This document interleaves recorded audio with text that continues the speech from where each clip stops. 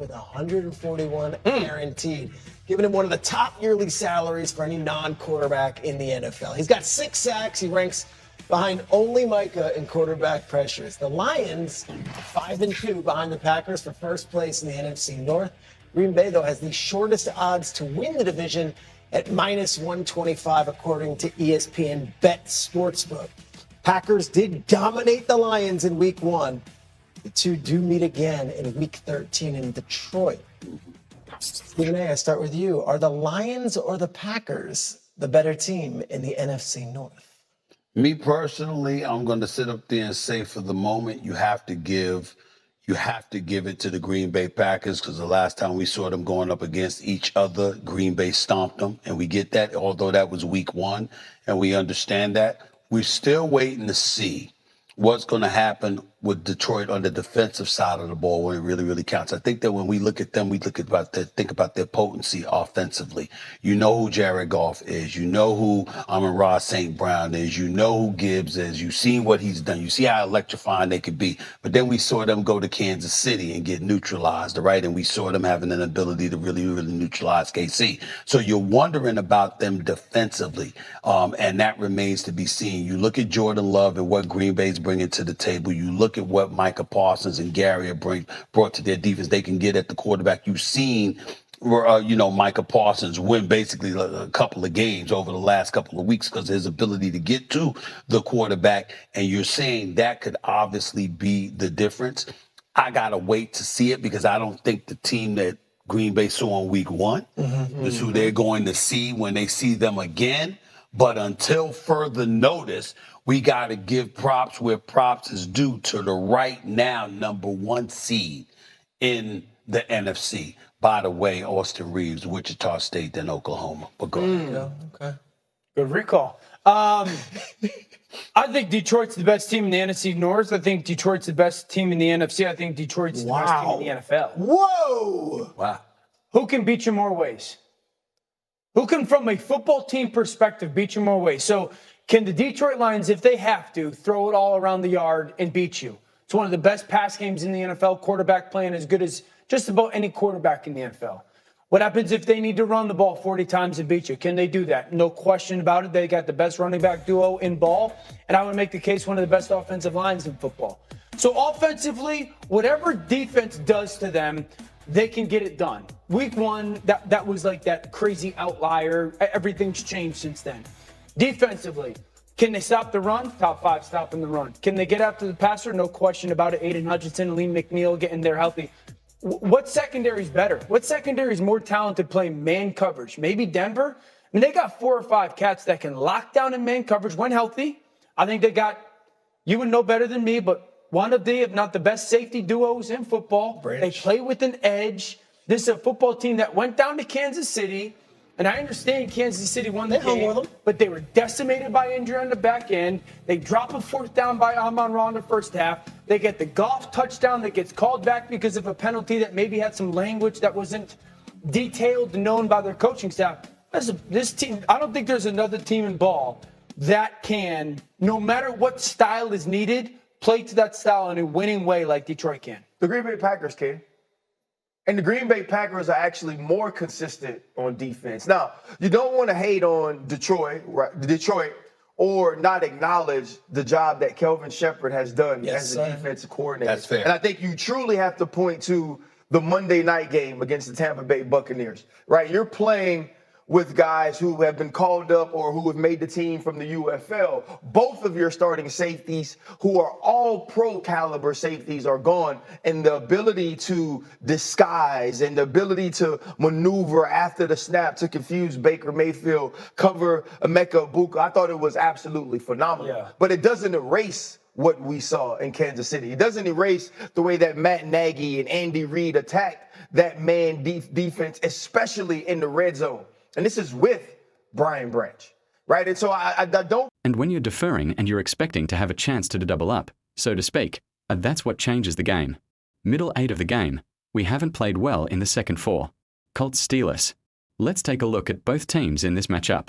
C. Rodgers and the Steelers have a 48% chance to win their division, the AFC North, according to ESPN Analytics. That's the best of any team in the AFC North. Meanwhile, the Colts have a 45% chance to earn the number 1 seed in home field advantage throughout the playoffs. That is the highest of any team in the AFC.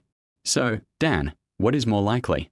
The Colts finishing the season as the number 1 seed in the AFC, or the Steelers holding on and winning the AFC North? Yeah, I'm going to say the Colts as the 1 seed one. I think offensively it's probably the second hardest offense in the league just to match up with people-wise. I'm going to give it to Kansas City because Kansas City is Kansas City and Rashid and Travis and Xavier. But when you come to like this Colts offense, you nuke. Okay, I'll ask you guys this. Guess what wide receiver leads the NFL in yards per catch? Alec Pierce. Alec Pierce. Al Pierce. Alec Pierce is going over 22 a catch. So you got to have, and he's 6'3", 6 feet 4 inches. So you got to have someone that got to match up with him and then match up with Pittman and match up with Tyler Warren and match up with Downs. By the way, one of the most athletic offensive lines in the NFL led by Quentin Nelson. And then a back that stop-start is absolutely sensational. So this offense ain't going to clip a beat. Right now this offense is averaging 7 yards per play. 7 yards per play would put them in a conversation halfway through the season with like greatest show on slow down. That's what they are. That's where they are numbers-wise halfway through the season. That's how good this offense is. And schematically, I know MK and Ryan would agree with me, is probably schematically the most complete football team in the NFL when it comes to like the ability to just be so game plan specific. And so I don't think the Colts are really going to slow down. We know they are in a division that is relatively weak. Houston's offense is not nearly as good as their defense. Tennessee is in absolute turmoil and Jacksonville's been a little bit up and down lately. I still think the Steelers have a very specific way to play. So if they can play that way offensively, they're going to be fine. But I don't think Indy is going to slow down anytime soon. Yeah. I mean, the thing is it doesn't even matter how the Pittsburgh Steelers play on offense. Yeah, they do have a particular brand of ball that suits them, but you just got to be better on the defensive side of the ball. Do you think I'm watching that game and one of the more frustrating plays, and this is, I know Marcus, right now, the 5 guys who are playing quarterback, the best in the NFL right now. Ruzel. You guys don't know that Ryan calls himself Ruzel.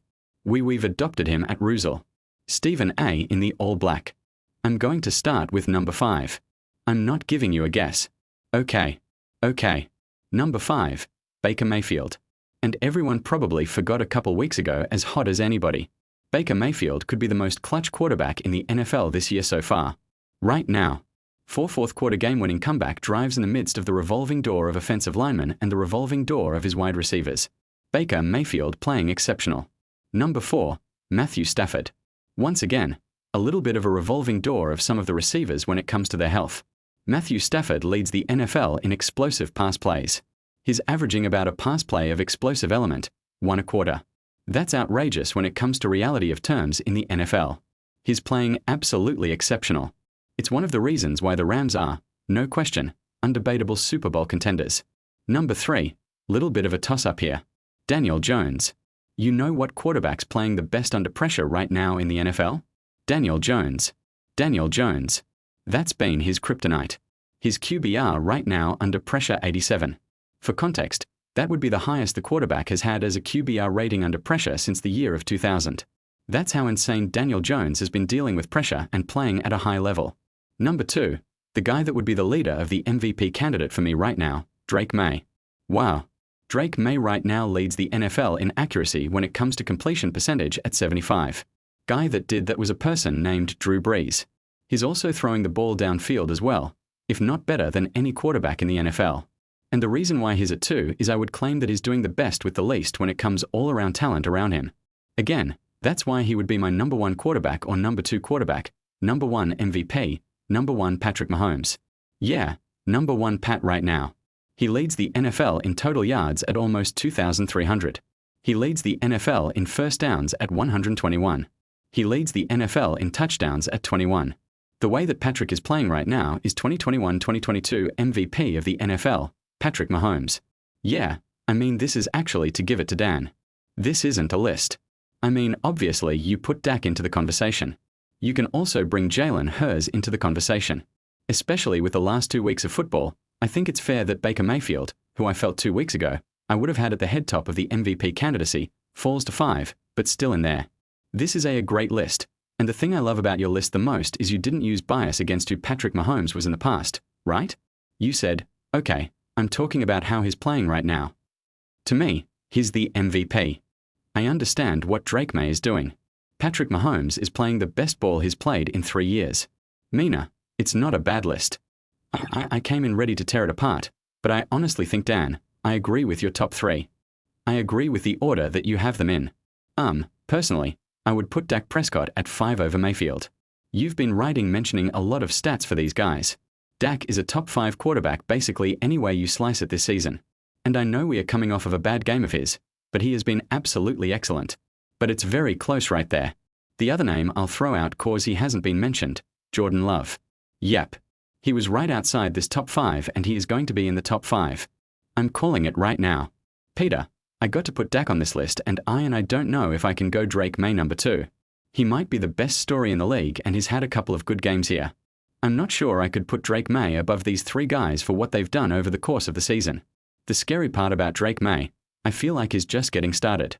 And if he's number 2 now and is just scratching the surface in Joshua's offense, this is obtainable. First of all, it's not an A-list. Okay, let's get that out of the way first. Okay, Dak Prescott needs to be on this list. Okay, Dak Prescott needs to be on this list. That's number 1. So, who comes off? Stephen A. If I would have to say Baker Mayfield, even though he was where he was. Even though he was where he was, we also